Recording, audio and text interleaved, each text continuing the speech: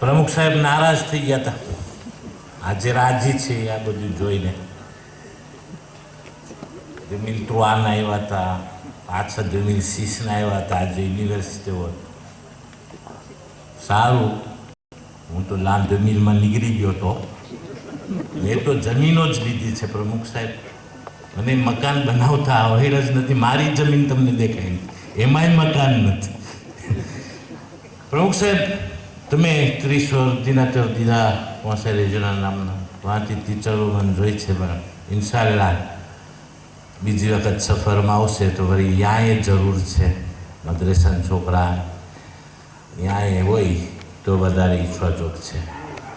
હવે son excellence monsieur l'ambassadeur, I not speak English, you speak French un petit peu, monsieur l'ambassadeur. Oui, ouais. तो mana Tupko.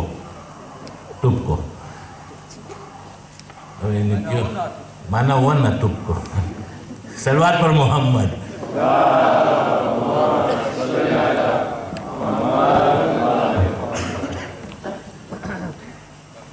जो हैदर करार है वो कुल का मददगार है, उससे हमें भी प्यार है. ओ नाराय अली, ओ नाराय अली. बरखुशनुद इमाम ज़मान अलैहिस्सलाम पर बावाज़ बुलंद सलवात.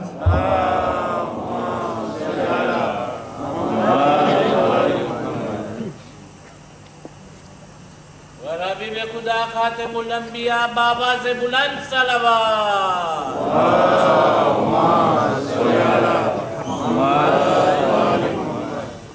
बिस्मिल्लाहिर्रहमानिर्रहीम.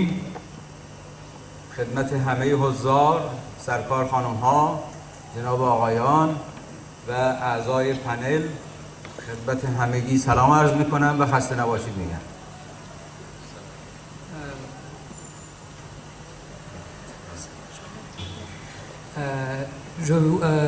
Messieurs, Madame, Mesdemoiselles, je vous souhaite le bonsoir. خیلی خلاصه بود. من تشکر میکنم از جناب آقای نواز ملو با زحماتی که میکشن. واقعا احساس میکنم من سفیر ایران در اعضای خجاها هستم گاهی. Je remercie Monsieur Navaz de l'effort qu'il fait, et des fois je sens que je suis l'ambassadeur iranien chez les Khoja. امیدوارم به زودی ماهواره تحقیقاتی خجاها را در فضا ببینم.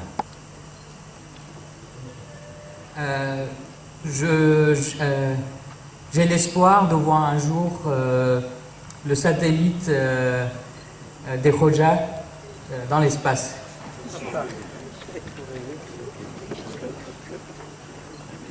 من 3 آیه از قرآن کریم هدیه آوردم، مجدد براتون تکرار کنم، اگرچه میدونم شما خودتون عارف هستید به این آیات. Je vous apporte 3 versets coraniques en tant que présent. Je sais que vous les connaissez. اول آیه است در سوره بقره آیه 129 که بعد از زحمات زیادی که رنج و زحمتی که حضرت ابراهیم متحمل شدند و با حضرت اسماعیل خانه خدا رو بنا کردن، این آیه رو مطرح کردند. Le premier verset est le verset numéro 129 de la sourate Al-Baqarah concernant donc le prophète Abraham.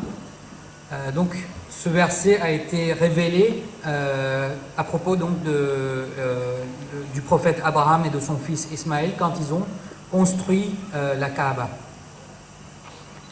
آیه اینه: اعوذ بالله من الشیطان الرجیم بسم الله الرحمن الرحیم ربنا وابعث فيهم رسولا منهم يتلو عليهم آياتك ويعلمهم الكتاب والحكمة ويزكيهم إنك أنت العزيز الحكيم.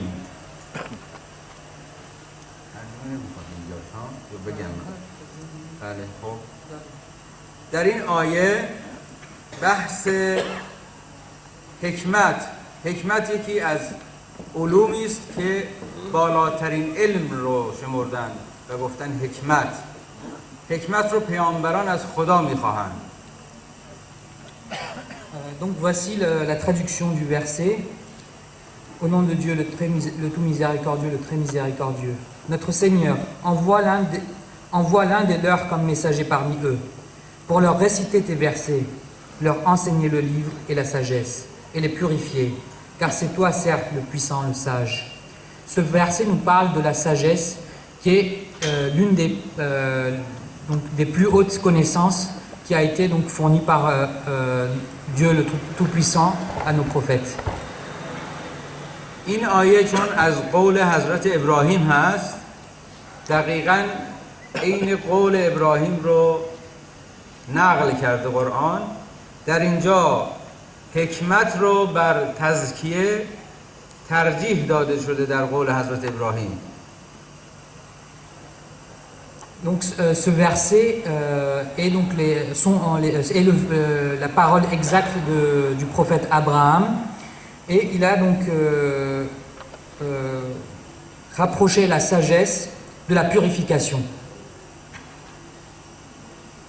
در جای دیگه حضرت حق این قول رو اصلاح میکنند و در آیه 151 همین سوره بقره مطرح میکنند که کما ارسلنا فیکم رسولا منکم یتلو علیکم آیاتنا و یزکیکم و یعلمکم الکتاب و الحکمه و یعلمکم ما لم تکونوا تعلمون. اینجا خداوند اون قول حضرت ابراهیم رو با یه تغییری که تزکیه رو قبل از تعلیم حکمت میارن مطرح میکنن.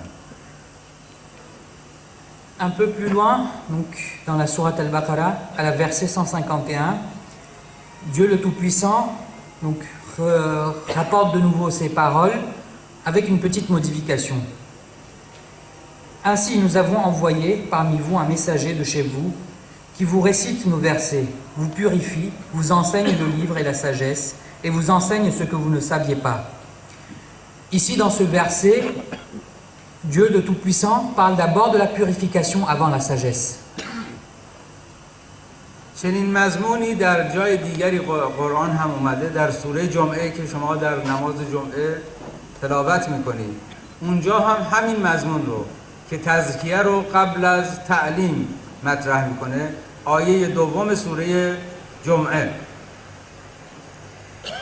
Ce même verset qui parle donc d'abord de la purification avant la sagesse a été rapporté de nouveau dans la sourate le vendredi, sourate al-Jumu'ah, au verset numéro 2. این سه تا آیه رو میتونید در منزل باز بهش مراجعه کنید و روی اون دقت کنید، مخصوصا معلمین و اساتیدی که کار علمی میکنن. Vous pourrez donc étudier chez vous ces trois versets, et tout spécialement donc les enseignants et les chercheurs.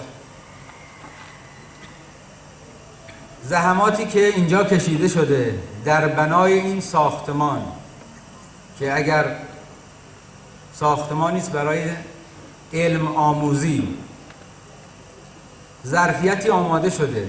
انشاءالله همه محصلین، دانشجویان، فرزندانتون در اینجا علم رو به خوبی می آموزن، ولی دقت باید بکنیم. سرکار خانم ها و آقایان معلمین قبل از آموزش علم، همینجور که قول الهی است، باید ظرف آموزش پاک و تمیز بشه. پس دقت باید بکنیم در این زمینه.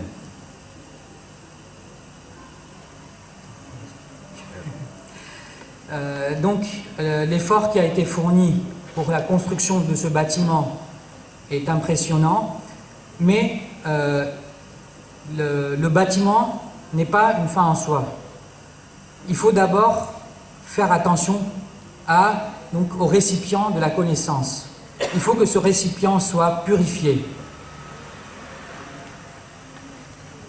اینو دیگه حتما خلاصه ترجمه نکن.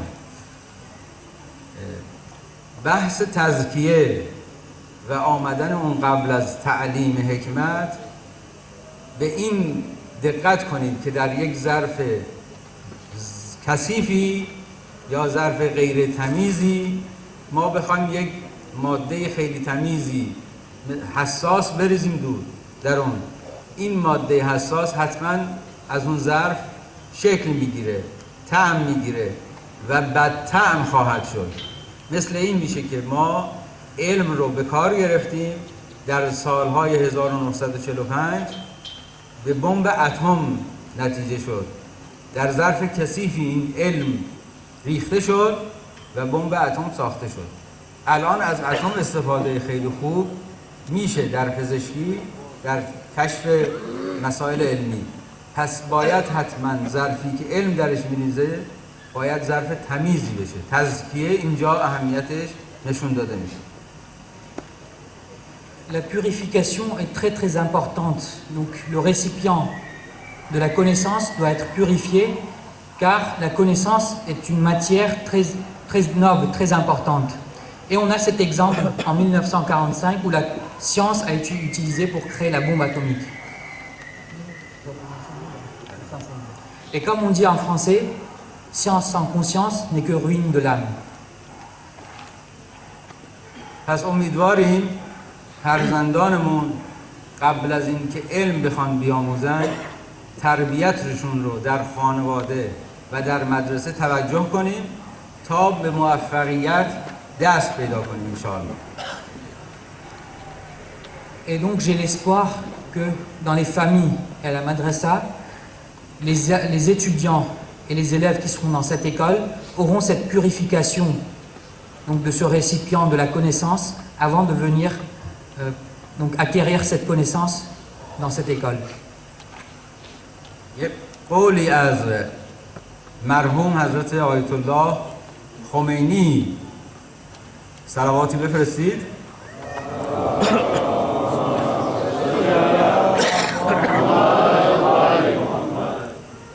ایشون فرمودن اگر علم توحید که باز از همه علوم بالاتر هست دست انسان بد اخلاق قرار بگیره همون میشه حجاب اکبر، یک پرده‌ای میشه براش، نمیتونه اون چیزی که باید بفهمه از توحید رو بفهمه.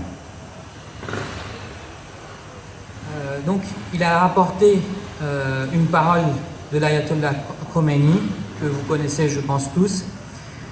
Il dit, qui a dit donc que la connaissance de Dieu, qui est la plus grande connaissance, si elle vient dans les mains d'une personne qui a une mauvaise éthique, c'est-à-dire un mauvais récipient, cette connaissance sera un hijab, un voile pour cette personne. وقت شما رو بیشتر نمیگیرم، تنها اهمیت یک موضوع کوچک رو میخواستم توجه بدم که تربیت قبل از تعلیم هست. شما رو به خدا میسپارم و تشکر میکنم از این زحمات دوستان. Je ne prendrai pas plus votre temps, je voulais juste insister sur ce point donc, de la purification avant donc, la connaissance.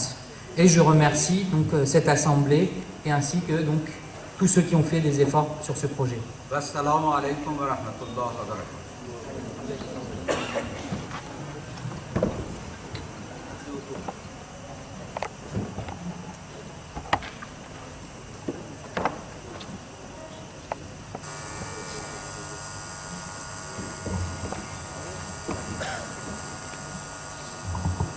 पहले ये मैंने की तो ट्रांसलेशन कर जा मैं ना पढ़ दी थी भाइयों एक प्रोग्राम છે ઉદ્ઘાટનનો પ્રોગ્રામ છે પહેલા મર્દો ખબર મર્દો કરે, એના પછી ઓરતો આ રિહેબિલિટેશનો કરે.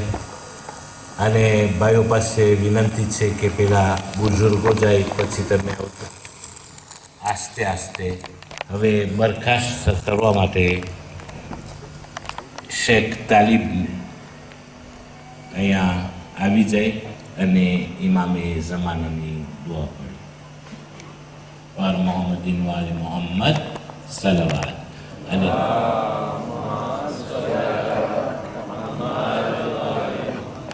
અને ત્યારબાદ આપણા છાંબો એક્યતામાં ન્યાઝ ખુશીનું કરવામાં આવેલ છે.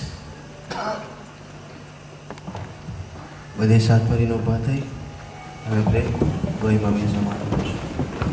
أعوذ بالله من الشيطان اللعين الرجيم بسم الله الرحمن الرحيم إلهي عظم البلاء وبرئ الخفاء وانكشف الغطاء وانقطع الرجاء وضاقت الأرض ومنعت السماء وأنت المستعان وإليك المشتكى وعليك المعول في الشدة والرخاء. اللهم صل على محمد وآل محمد وبالأمر الذين فرضت علينا كعده وعرفتنا بذلك منزلك ففرج عنا بحقهم فرجا عاجلا قريبا كالأمر البصر أو أقرب يا محمد يا علي يا علي يا محمد اكفياني فإنكما كافيان وانصراني فإنكما ناصران يا مولانا يا سعيد الزمان الغوث الغوث الغوث الساعة العجل العجل العجل يا أرحم الراحمين آله الطاهرين.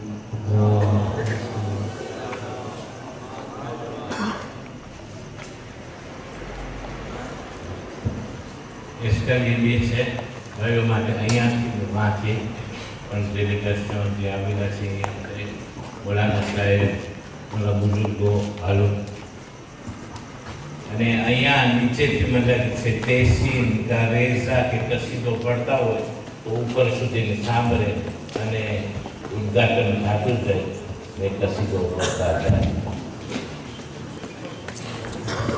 મા બહેનો પેલા જણ ચડી જાય પછી મા બહેનો વળી અહીંયા આવી જાય અને અહીંયાથી જ કરવાનું છે એ રિહેબિલિટેશનનું પણ ઉદ્ઘાટન કરે.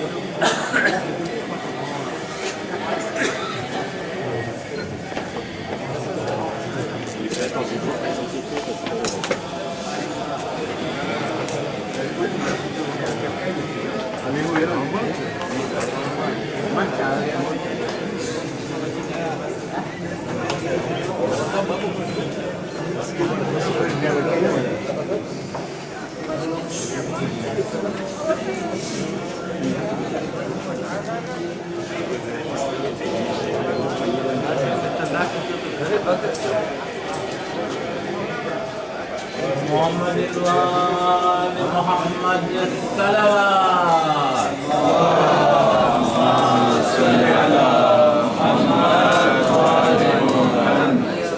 बरखुशनुद इमाम ज़मान अलैहिस्सलाम पर बावाज़ बुलंद सलवात।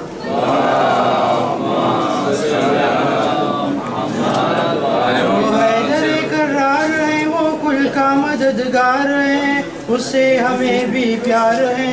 ओ नाराए अली, ओ नाराए अली, अली औलाद अली पर बावाज़ बुलंद सलवात।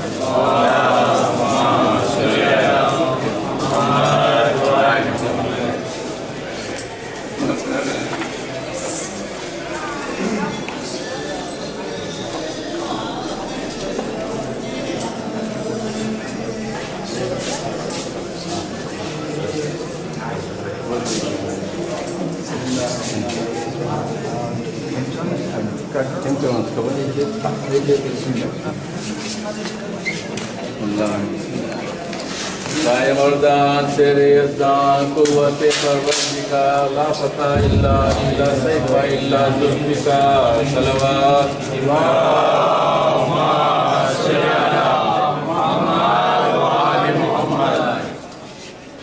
Bismillahirrahmanirrahim.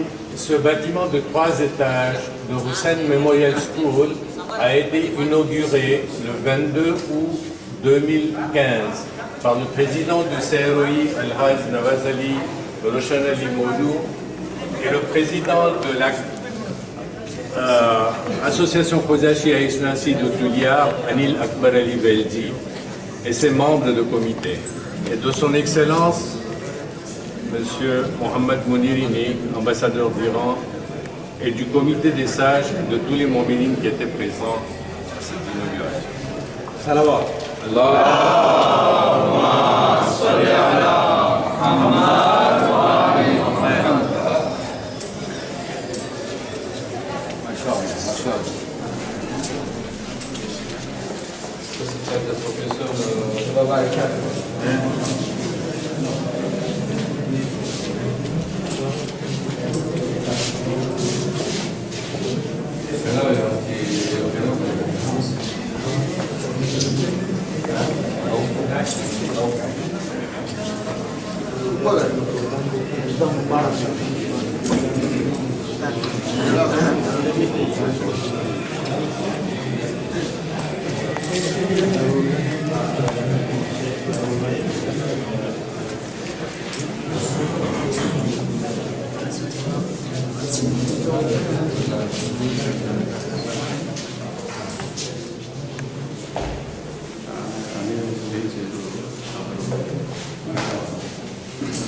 Sit here and take photo.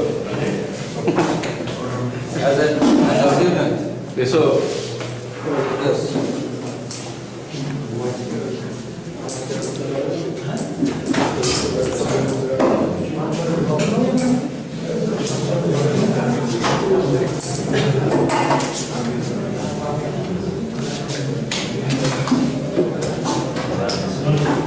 العلم في الصلاة والنقش في الحجر.